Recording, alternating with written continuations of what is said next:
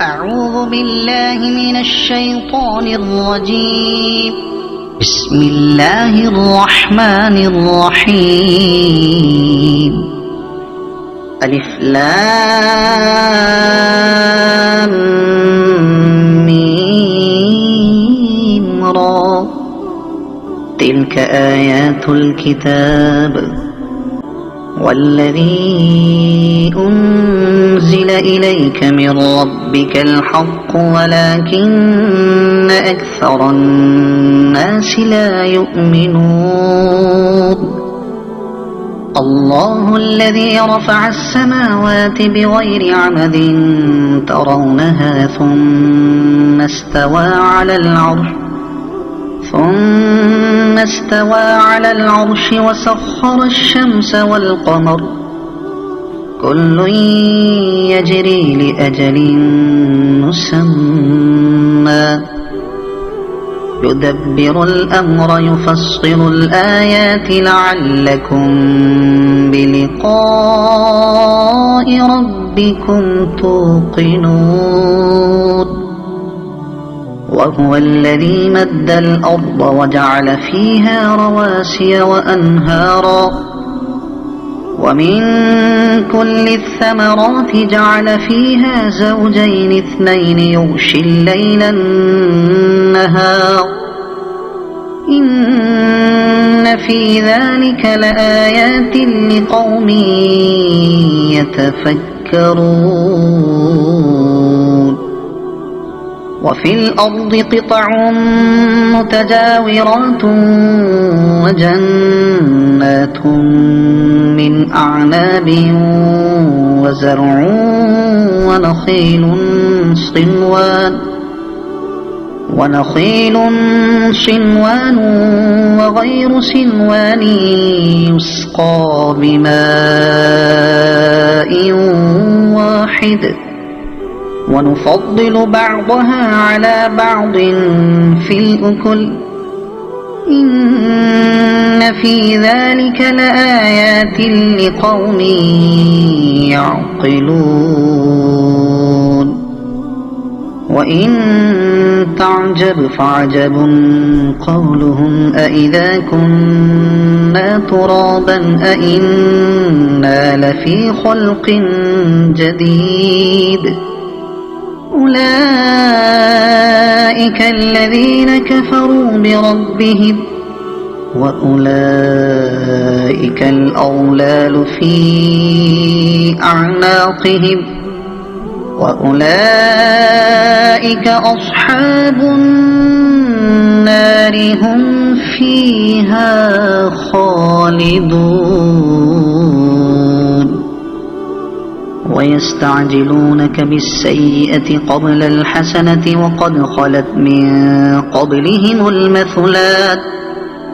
وإن ربك لذو مغفرة للناس على ظلمهم وإن ربك لشديد العقاب. ويقول الذين كفروا لولا أنزل عليه آية من ربه إنما أنت منذر ولكل قوم هاد. الله يعلم ما تحمل كل أنثى وما تغيض الأرحام وما تزداد وكل شيء عنده بمقدار. عالم الغيب والشهادة الكبير المتعال سواء منكم من أسر القول ومن جهر به ومن هو مستخف بالليل وسارب بالنهار له معقبات من بين يديه ومن خلفه يحفظونه من أمر الله إن الله لا يغير ما بقوم حتى يغيروا ما بأنفسهم وإذا أراد الله بقوم سوءا فلا مرد له وما لهم من دونه من وال هو الذي يريكم البرق خوفا وطمعا وينشئ السحاب الثقال ويسبح الرعد بحمده والملائكة من خيفته ويرسل الصواعق فيصيب بها من يشاء وهم يجادلون في الله وهو شديد المحال له دعوة الحق والذين يدعون من دونه لا يستجيبون لهم بشيء إلا كباسط كفيه إلى الماء ليبلغ فاه وما هو ببالغه وما دعاء الكافرين إلا في ضلال ولله يسجد من في السماوات والأرض طوعا وكرها وظلالهم بالغدو والآصال قل من رب السماوات والأرض قل الله قل أفاتخذتم من دونه أولياء لا يملكون لأنفسهم نفعا ولا ضرا قل هل يستوي الأعمى والبصير أم هل تستوي الظلمات والنور أم جعلوا لله شركاء خلقوا كخلقه فتشابه الخلق عليهم قل الله خالق كل شيء وهو الواحد القهار أنزل من السماء ماء فسالت أودية بقدرها فاحتمل السيل زبدا رابيا ومما يوقدون عليه في النار ابتغاء حلية أو متاع زبد مثله كذلك يضرب الله الحق والباطل فأما الزبد فيذهب جفاء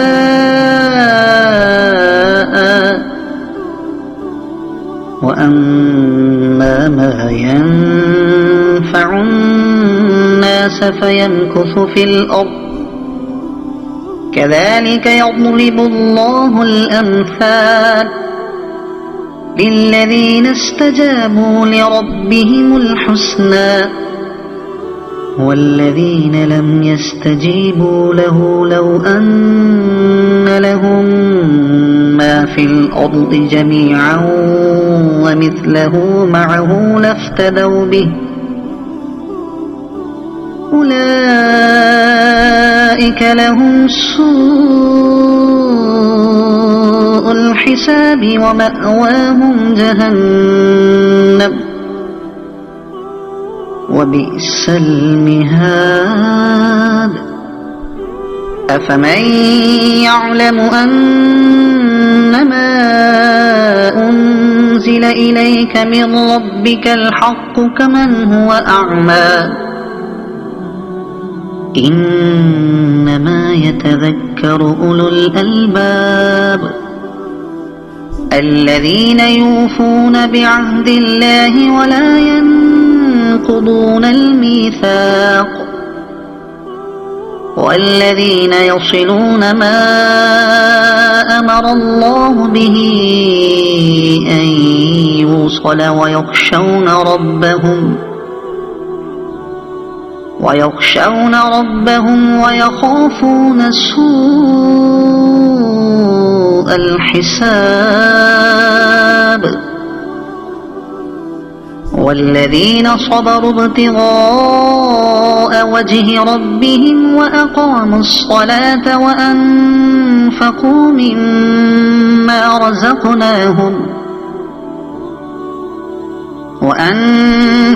مما رزقناهم سرا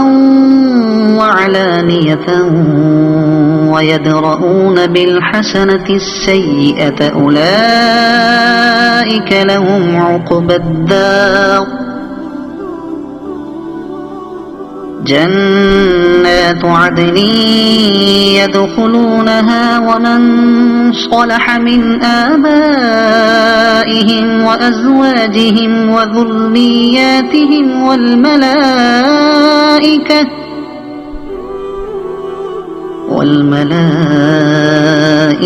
يدخلون عليهم من كل باب سلام عليكم بما صبرتم فنعم عقبى الدار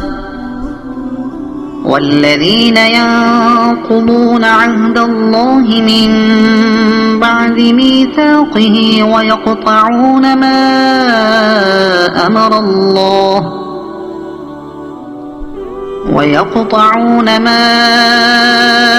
الله به أن يوصل ويفسدون في الأرض أولئك لهم اللعنة ولهم سوء الدار الله يبسط الرزق لمن يشاء ويقدر وفرحوا بالحياة الدنيا وما الحياة الدنيا في الآخرة إلا متاع ويقول الذين كفروا لولا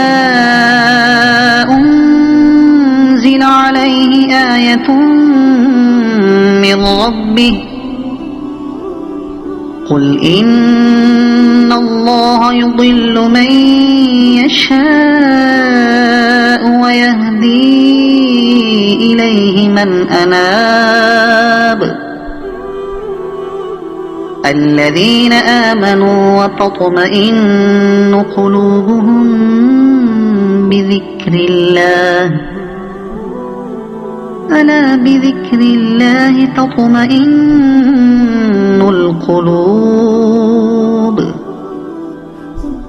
الذين آمنوا وعملوا الصالحات طوبى لهم وحسن مآب كذلك أرسلناك في أمة قد خلت من قبلها أمم لتتلو عليهم الذي أوحينا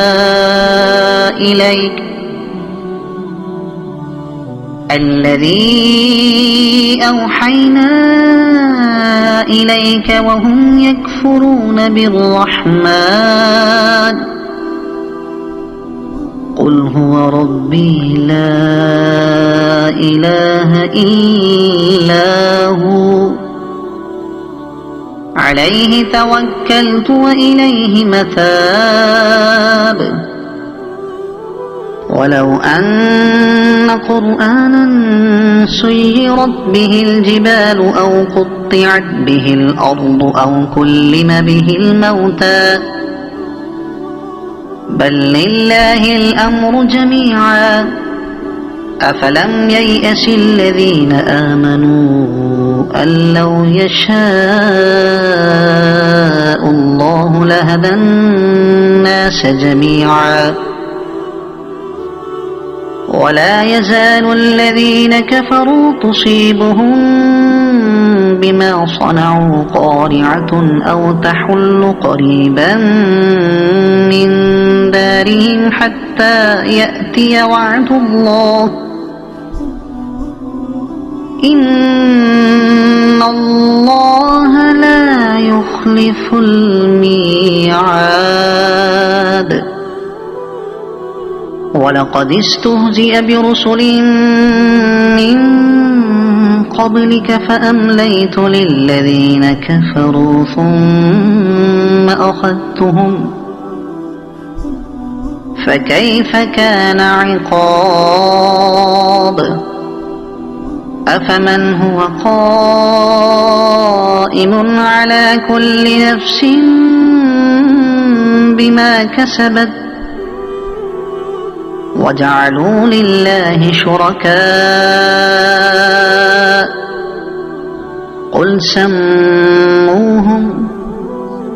أم تنبئونه بما لا يعلم في الأرض أم بظاهر من القول بل زين للذين كفروا مكرهم وصدوا عن السبيل ومن يضلل الله فما له من هاد لهم عذاب في الحياة الدنيا ولعذاب الآخرة أشق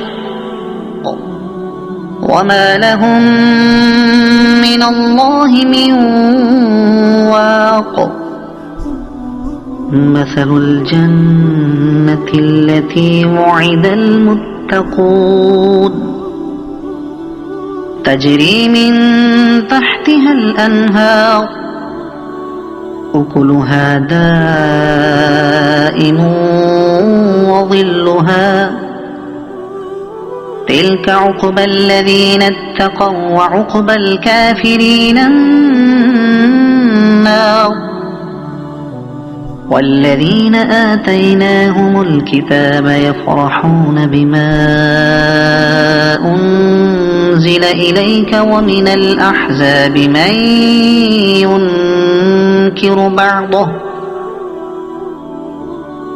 قل إنما أمرت أن أعبد الله ولا أشرك به إليه أدعو وإليه مآب وكذلك أنزلناه حكما عربيا ولئن اتبعت أهواءهم بعدما جاءك من العلم ما لك من الله من ولي ولا واق ولقد أرسلنا رسلا من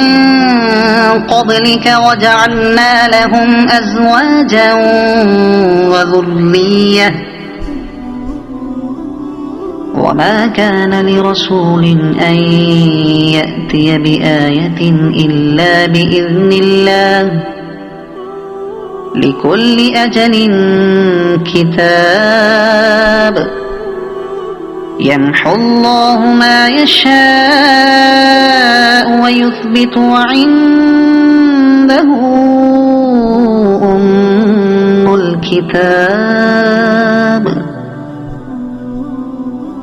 وإما نرينك بعض الذي نعدهم أو نتوفينك فإنما عليك البلاغ وعلينا الحساب أولم يروا أنا نأتي الأرض ننقصها من أطرافها والله يحكم لا معقب لحكمه وهو سريع الحساب وقد مكر الذين من قبلهم فلله المكر جميعا يعلم ما تكسب كل نفس وسيعلم الكفار لمن عقبى الدار ويقول الذين كفروا لست مرسلا قل كفى بالله شهيدا بيني وبينكم ومن عنده علم الكتاب صدق الله العظيم.